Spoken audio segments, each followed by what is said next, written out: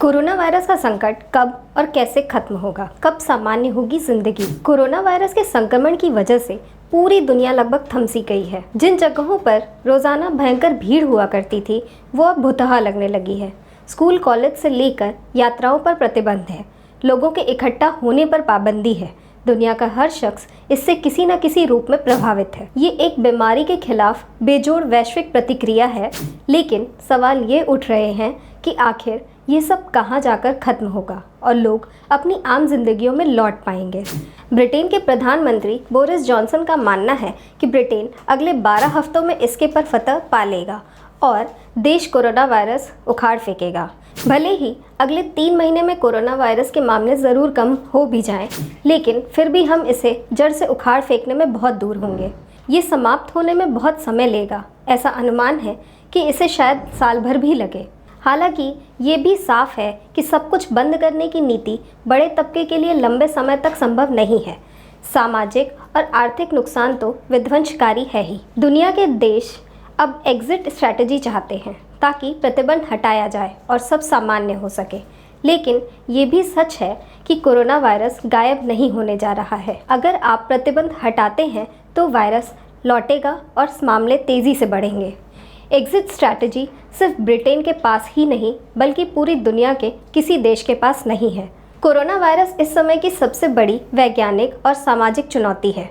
इस संकट से निकलने के 3 ही रास्ते हैं। 1, टीका। दूसरा, लोगों में संक्रमण से बचने के लिए प्रतिरोधक क्षमता का विकास।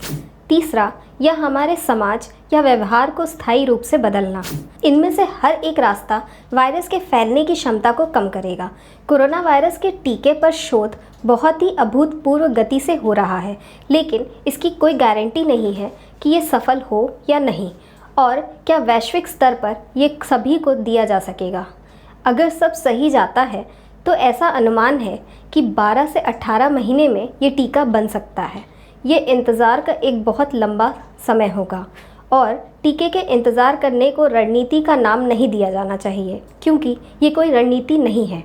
मनुष्यों में प्राकृतिक प्रतिरक्षा पैदा हो सकती है। कोरोना वायरस से संक्रमित होने के कारण अनजाने में लोगों की रोग प्रतिरोधक शक्ति भी बढ़ सकती है, लेकिन इसे होने में काफ़ी साल लग सकते हैं। इंपीरियल कॉलेज लंदन के प्रोफेसर नील फर्ग्यूसन कहते हैं, हम एक स्तर पर संक्रमण को दबाने की बात कर रहे हैं।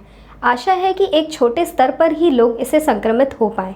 अगर ये 2 से अधिक सालों तक जारी रहता है तो हो सकता है कि देश का एक बड़ा हिस्सा संक्रमित हो गया हो, जिससे अपनी प्रतिरोधक क्षमता विकसित कर ली हो। लेकिन यहाँ सवाल ये है कि ये प्रतिरोधक क्षमता कब तक रहेगी, क्योंकि अगर बुखार के लक्षण वाले दूसरे कोरोना वायरस भी कमज़ोर प्रतिरोधक क्षमता वाले पर हमला करते हैं और जो लोग पहले कोरोना वायरस की चपेट में आ चुके हैं उनके नए कोरोना वायरस की चपेट में आने की आशंका अधिक होती है। तीसरा विकल्प हमारे व्यवहार में हमेशा के लिए बदलाव करना है, जिससे कि संक्रमण का स्तर कम रहे। इसमें वो कुछ उपाय शामिल हो सकते हैं जिन्हें लागू किया गया है। इसमें कुछ कड़े परीक्षण और मरीजों को पहले से अलग करने की प्रतिक्रिया भी शामिल की जा सकती है। अन्य रणनीतियों में कोविड-19 संक्रमण बीमारी के लिए दवाई विकसित करना भी शामिल हो सकती है। इसका उपयोग उन लोगों पर कर सकते हैं जिनमें इसके लक्षण दिखे हों, ताकि संक्रमण फैलने से रोका जा सके। या एक तरीका ये भी हो सकता है कि मरीजों का अस्पताल में ही इलाज किया जाए ताकि ये कम जानलेवा बने। इसके साथ ही आईसीयू के बेड की संख्या बढ़ाकर भी इस संकट का सामना किया जा सकता है। पेश है न्यूज बकेट हिंदी मासिक पत्रिका। पढ़ें इस महीने की पूरी खबर विस्तार से हमारे न्यूज बकेट की मैगजीन में। हमारी ई मैगजीन को मुफ्त में पढ़ने के लिए अभी लॉगिन करें www.newsbucket.in पर। इसके अलावा रोज की ताज़ा खबरों के लिए हमारे YouTube चैनल को तुरंत सब्सक्राइब करें।